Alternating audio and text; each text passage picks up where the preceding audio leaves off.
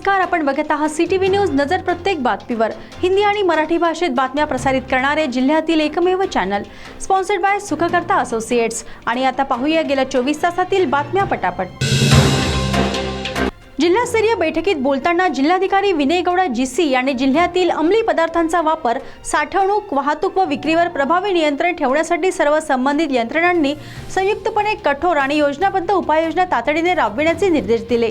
तसेच मेडिकल स्टोर्समधील औषधांची नियमित तपासणी करणे, CCTV चालू आहेत की नाही याची खातरजमा करणे, MIDC मधील चालू व बंद कंपन्यांची माहिती ठेवणे, कुठे अंमली पदार्थांची निर्मिती होते का यावर लक्ष ठेवणे, तसेच आंतरराज्य सीमेवर खसखस गांजाची लागवड होणार नाही याची दक्षता घेणे, तसेच महिलांसाठी आता स्वतंत्र व्यसनमुक्ती केंद्र उभारून जनजागृती करण्याचे निर्देश जिल्हाधिकारी यांनी संबंधित अधिकाऱ्यांना दिले। नर्सरीला शिकणारी 2 मुले व्हॅनमधून शाळेत जात असताना अचानक व्हॅनचा एक दरवाजा उघडल्याने भर रस्त्यातील चिमुकली मुलं पडून जखमी झाल्याची घटना 7 जुलै रोजी घडली। ही घटना मुंब्रा जवळील अंबरनाथ येथील आहे। या प्रकरणाची सखोल चौकशी करून संबंधित शाळेवर कठोर कारवाई करण्याचे आश्वासन पोलिसांनी दिले आहे। महाराष्ट्रात ऑनलाईन जुगार हा तरुणांच्या जीवाचा शत्रू बनला आहे। 2023 मध्ये 243 तरुणांनी आपले प्राण गमावले, तर 2024 मध्ये ही संख्या 312 वर पोहोचली।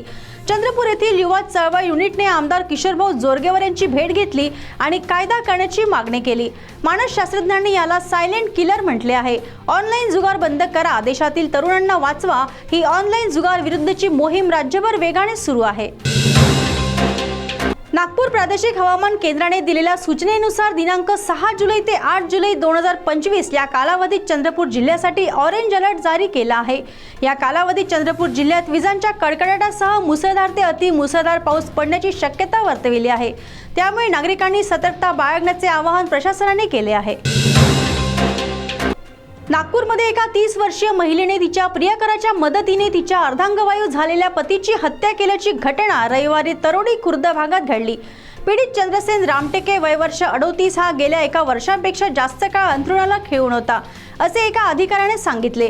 चंद्रसेनच्या आजारपणात त्याची पत्नी दिशा हिचे आसिफ उर्फ राजाबाबू टायरवाला वय वर्ष 28 याच्याशी प्रेम संबंध जुळले।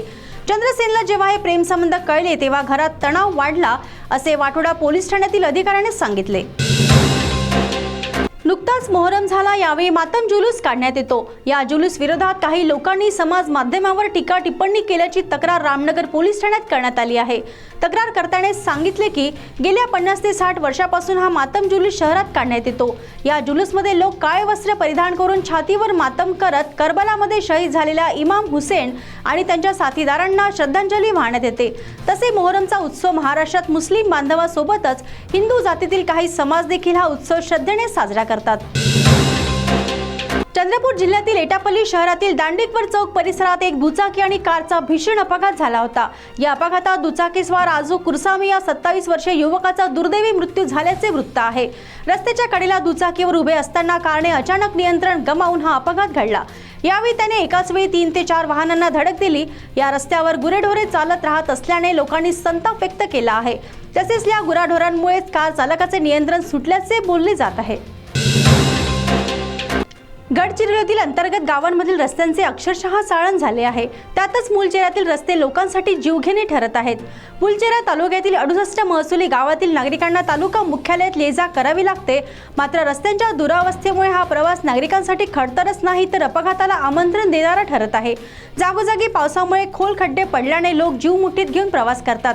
त्यामुळे प्रशासनाने याकडे त्वरित लक्ष देण्याची विनंती येथील नागरिकांनी केली आहे।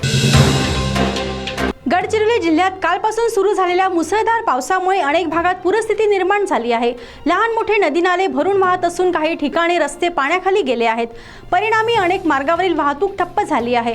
दरम्यान गोसेखुर्द धरणाच्या पाणलोट क्षेत्रातून मोठ्या प्रमाणावर विसर्ग सुरू असल्याने वैनगंगा नदीच्या पाण्याची पातळी झपाट्याने वाढत आहे।